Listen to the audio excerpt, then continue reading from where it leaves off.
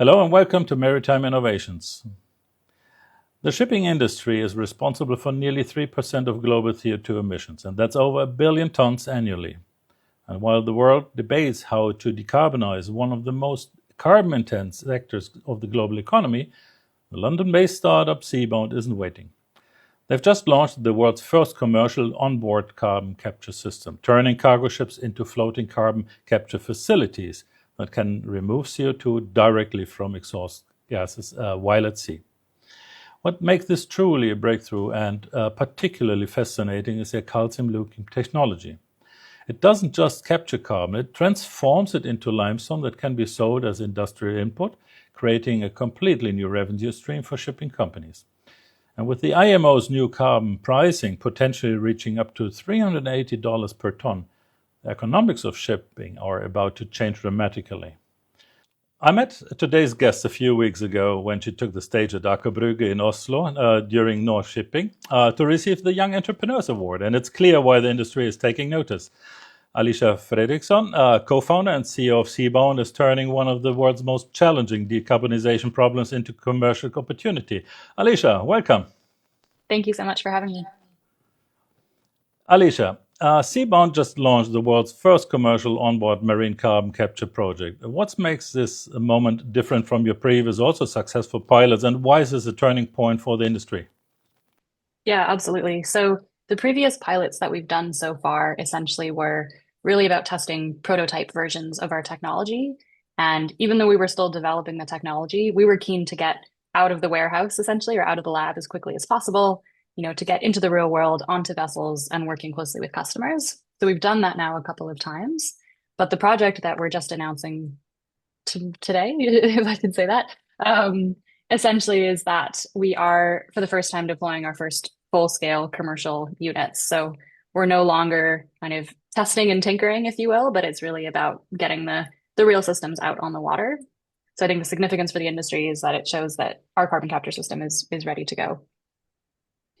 Excellent. The IMO just introduced carbon pricing of up to $380 per ton.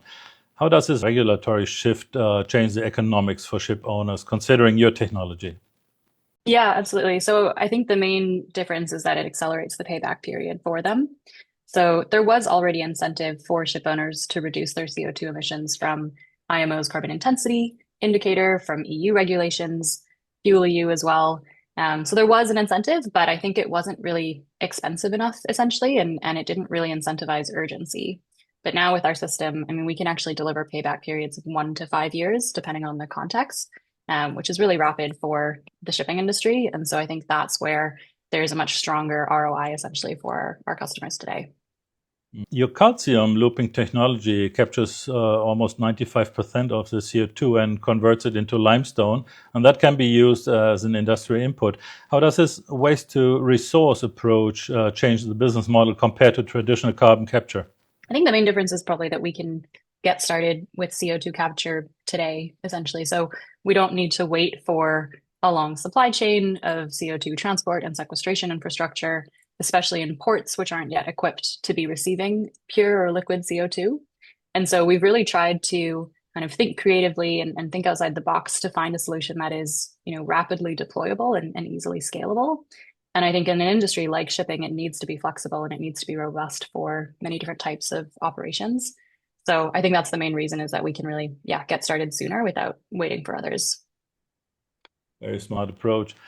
What were the biggest technical challenges you had to solve to make onboard carbon capture commercially viable, and how did your containerized approach solve them?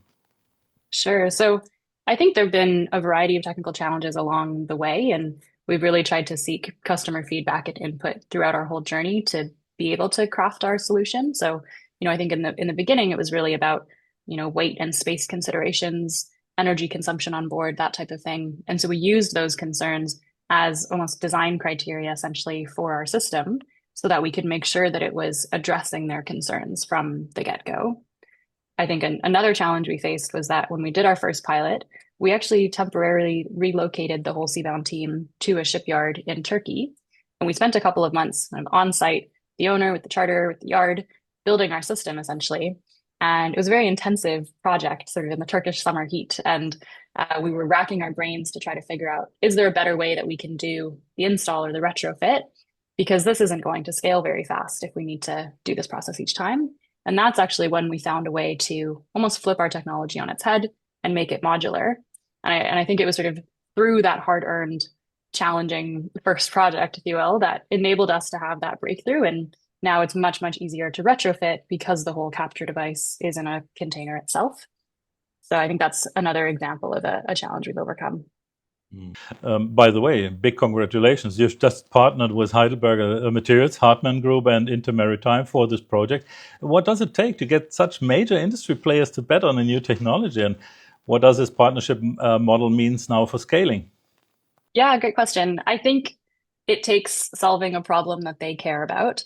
So I think it needs to be a top three problem essentially for them, or a top three priority in order for them to pay any attention to you essentially. I think the second thing is, talking to the right people in the organization. And I think we've been fortunate to find champions essentially in each of those companies that recognize certainly the need from a kind of regulatory and commercial perspective within the industry. But I think they're also excited and kind of bold and creative and keen to do something new. And so I would also kind of give them kudos, I suppose, for being interested in teaming up with a new technology developer, because I think that takes a little bit of guts. But hopefully we can demonstrate that it'll pay off for them really handsomely. Very good. Looking at your ambitious goal of capturing 100 million tons of CO2 annually by 2040, that's 10% of global shipping emissions. What needs to happen in the industry for this to become a reality? Yeah, I think there's a few things that needs to happen. I think one is that, with our upcoming deployments, we need to make sure that our system is really robust and sort of fit for purpose and ready to scale. And so we'll be very close to the next few projects essentially and making sure we learn as much as possible to improve and optimize the system. Then I would say a sufficient regulatory incentive and or commercial incentive. So the IMO carbon regulation is certainly crucial to that. Of course, we need to see the formal adoption in October this year. We need to see, EU ETS hit 100% of vessels, fuel EU, so on and so forth. And we've also been looking at some port-based maritime regulations recently, and I think that could be another helpful driver. And then I would probably say the third one would be partnerships. So if we're going to do 10% of the industry's emissions, we definitely can't do that alone. And so I think it's really about manufacturing partnerships, shipyards, ports, obviously our customers and charters themselves. And I think we need to be close to all of those different types of stakeholders to figure out how best to scale it together. You're building your first full-scale systems now. So what's your roadmap for scaling from this first commercial deployment to fleet-wide adoption across the industry? Sure, yeah. So we'll be doing a few projects over the next couple of years that are very hands-on for our team, essentially. We're trying to really maximize the learnings and already figure out, well, how do we iterate upon our Seabound container, which is what we call them, and make sure that we are really, designing them for manufacturability and getting them ready for scale. And then in parallel to that, we're actually already securing pre-orders for 2027 deliveries. So, we want to build something that people want, right? We don't want to just sort of build it and see if they come. So it's really about talking to as many shipping companies as possible over the next couple of years and building our order book essentially. So we make sure that we can then build to spec and build to that demand. And with that type of volume, we can then secure, lower prices from our suppliers and basically make the payback and the business case stronger for our customers as well. I'm happy to help with Maritime Innovations to tell the story. So for ship owners and cargo companies listening to this, what should they know about working with Seabound? What's the timeline for getting this technology deployed on their vessels? I'd say at the moment it's sort of 6 to 9 months or so lead time. Hopefully that's something we can accelerate significantly in the next couple of years. But yeah, we need a little bit of time right now to kind of get ready and to build the units. And then I think, key things to know about the system are that, it's really been designed to provide them with maximum flexibility. So as it's a modular system, right, you could start with one module initially and just capture the bare minimum for meeting IMO or EU regulations. and then scale up from there as the regulatory thresholds increase or as your customers demand more. And so we really want to make it sort of bite-sized essentially, or sort of easy to get started, and then to increment beyond that. Relatedly, the upfront capex is very low. So again, really trying to kind of lower the barrier to entry, lower the barrier to reducing emissions.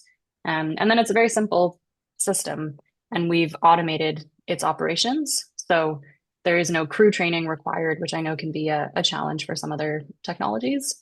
And it's also non-toxic materials. So unlike something like ammonia, we don't need to take the same extent of safety precautions. Of course, we still work with class, but it's not as complicated when you're dealing with a simpler technology like this. Yeah, thanks for answering that. I mean, that would have been another question about crew training. Everybody is concerned about all the crew trainings that have to come, but if there's no crew training necessary, that's really good. So what excites you most about where Seabound and the marine carbon capture industry will be in the next 2 to 3 years? I think so. We've spent the past few years since we started the company, I would say, sort of prototyping. We've been pretty heads down, pretty focused, building and testing iterative systems in our warehouse here in London, as well as deploying and testing a couple of them out at sea. So we've built that foundation, and I think we've done our R&D essentially. Now it's really about getting out there. And so I'd say in the next few years, hopefully we're on 10 or more vessels, but also building the foundation for scale to 100 or 1,000 vessels over time. And we're constantly thinking about, yeah, how do we design for scale, right? Because it's exciting to capture CO2 on one ship or two ships, but it's obviously much more impactful if we can do it on hundreds or thousands. And so we've always got that kind of line of sight in mind. Sure. Alisha, you mind sharing a little bit how everything started with Seabound? Sure. So I was actually involved with another company in the shipping industry, which makes green methanol. So it's called Liquid Wind. And so essentially, as you might know, they take captured CO2 and green hydrogen to make green methanol. Ironically, as we were looking to scale Liquid Wind, we didn't actually know where to get that captured CO2 from. And so the concept for Seabound originally came out of that company's supply chain constraint, essentially. And so and kind of recognized vessels themselves are emitting, huge amounts of CO2. What if we could actually capture that, sell that for methanol production, and eventually create a circular fuel system? And at that point in time, I think I was so captivated by the concept and I didn't know how to do it that I ended up quitting my job within about a week to figure out, to go all in on it essentially and to figure out, can you capture CO2 on a ship? And initially a research project and then eventually spun up our concept and attracted funding pretty quickly. What an incredible journey from concept to world's first commercial marine carbon capture system. So really appreciate your time today. Thanks so much, Alisha. Thank you so much. Thanks for having me.